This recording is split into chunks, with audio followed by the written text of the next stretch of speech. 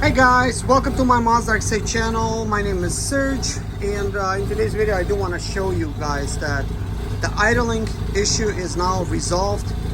I want to post this video first, and then afterwards I'm going to post videos of everything that was going on with it prior to me fixing it. That way you could see how I was chasing down the problem. But in this video I do want to let you know some of the things that I did to basically resolve the idling issue. Okay, so first of all, you could clearly see it's inside of my garage right now. The goal was to wash the car and get inside of my garage. Wasn't done working with it. I was working on it over there. My fence is falling over, I gotta fix that, but when I was making my videos, it was like back there. And I wanted to get in my garage so I could do some more stuff to it, like nothing crazy, but I'll make videos on that in the next one. But for this one, I want to let you know some of the things I did. So the car still did not want to idle good, and I took it out for a spin. Unfortunately, I could not like really record good with the phone. I wasn't really set up for that because I wasn't thinking I'm going to be successful in actually getting it out there for a drive. But turns out once I was, revving it up some, I was actually able to, once I start driving, I could accelerate stuff. The car drives beautifully, accelerates great, like everything's awesome. I mean, I didn't do like nothing crazy. I just wanted to just go through some gears, like, and that's it. Pretty much up to like a second gear and third gear and stuff like that. But anyways, that's besides the point. Took it on a spin. Then it resulted in many times that it just stalled out, and I just keep starting it up. Luckily, the car keeps starting up every time, even though I didn't have like nothing hooked up to it, because that's usually not the case. Anyways, I don't want to waste your time, guys, and but I just want to tell you some of the things that I did that led up to this point, and may be like quick about it. But anyways, I was on that street over there, and I needed to get across, and I have to call my son over there because there's lots of trees that's blocking my way, and I could not like really see that good. And then I finally got her across here and turned around in this area, backed it in, and then of course once I backed it in, this was sitting there. I still had an idling issue. I would start up the car, just would not idle. I did all kinds of things.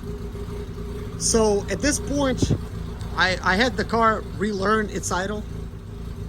But before doing a relearn procedure, I tried some things. I tried disconnecting a mass airflow sensor. That did not work. Actually, threw some codes that I had to delete a little bit later on. I removed this little pipe here from the throttle body. I cleaned the throttle body some. I wiped it down. I don't really think it did anything, but I did that.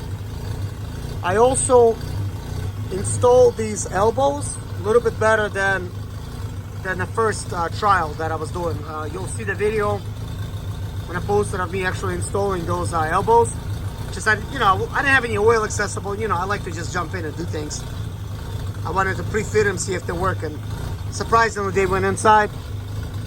But this time I used some oil, so I got it nicely inside of the pipe first, and then I used a hammer to put this in, and so that's good. But anyways, when I removed this pipe, I inspected it for leaks. I inspected this for leaks. I removed it as well. I removed the airbox. I inspected everything for leaks. I did not find any leaks. But I was a little bit concerned that those elbows, they were not like installed all the way into the actual pipes. And I thought maybe there's some leak there. There's a possibility, but I also think that was not the case.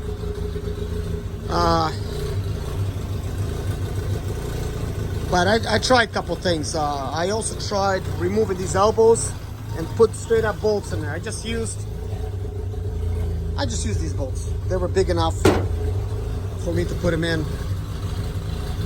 So if you have a leak in here, like with these tabs broken, you could stick like same diameter, hole, like a type of bolt, spin it in there, and that will close up the hole. That way you don't have any unmetered air coming in, and the car's not going to be idling properly. I'm just kind of letting you know that because you may have those elbows broken and it caused this idling issue, because those elbows are plastic, dry rotted, and that's what happened to mine. They just broke off. The only one that hasn't broke off, probably because it has an oil pipe connected to it. Maybe some of the oil was lubricating it and keeping it from drying out as much. So I don't know, but that one's not broken. Actually, it's pretty nice in there. Anyways, you could pick up these copper elbows at plumbing section. I got mine from Home Depot. You can get it at Lowe's or whatever. These are like a 1/2 inch. Okay, with that out of the way, I installed everything back, checked everything over. I did remove this thing. This is for manuals, and I don't know if this made it work better or not. I have no idea. But I tried to start up the car once everything was installed again. I did not want to start up good. I used some starting fluid and just sprayed it directly in there.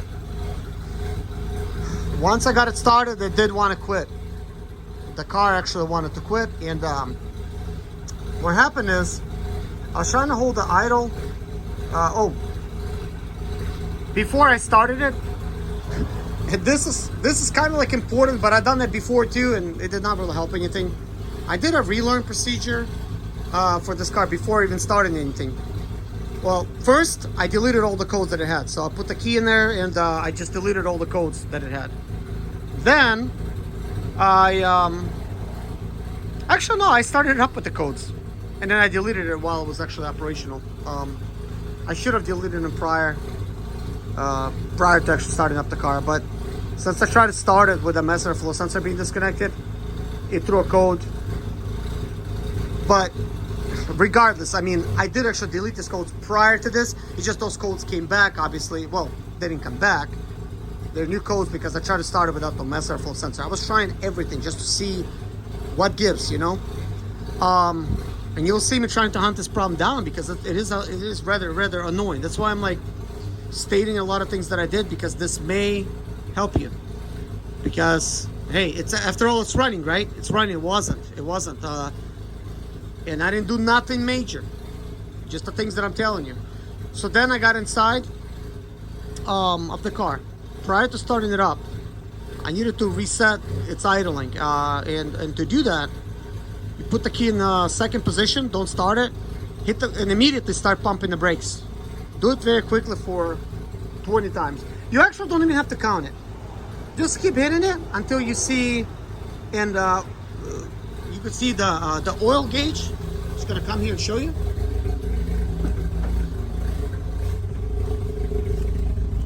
This oil needle will go bum bum. Then you know you've done it correctly. But anyways, you can see how it's idling right now. I don't know why the software download stopped. I'm gonna get out of here because it stinks. Whew. But anyways, once it resetted itself, and you could see that with the oil needle going to the right, to the left. I started up the car and it still wanted to quit. I was like testing it. I'm thinking like, no, I don't want it to quit. I set a timer on my phone and set it for 20 minutes because it takes about 20 minutes for it to relearn itself. And technically in the relearn procedure, I mean, if your car is idling at that point, you could just leave it alone and just have it relearn its idle. You could just do that. But in my situation, it was dying. It just would not keep any type of idle. So I tried my best in keeping the idle slightly above 2,000 RPMs. And, you know, I tried to put it lower, but it kept trying to shut off on me. Anytime, like, I was, like, messing around with my computer because I was doing some procedures on the computer, I tried to just delete codes because I have steering, you know, like codes popping up because power steering is not working and various other things. And I just keep deleting them. But on the computer, I haven't like done nothing special except just keep deleting the codes as they come back. I don't know what's gonna really come back now. I'll just do like a separate scan I mean, at this point, the car has worked long enough. I do want to shut it off and see if I could actually restart it, like in this video.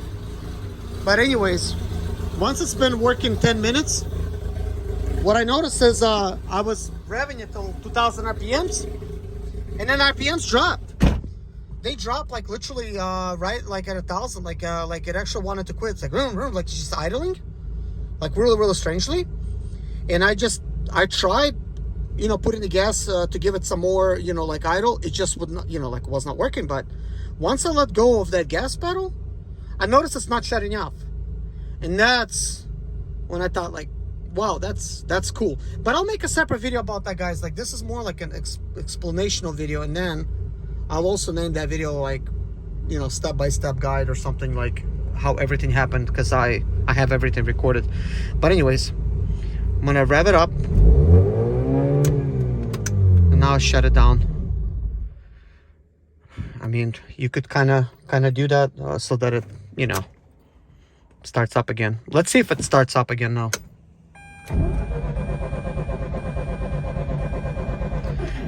It just doesn't want to start up right now, understandably so. Just gonna put it to the second position for now.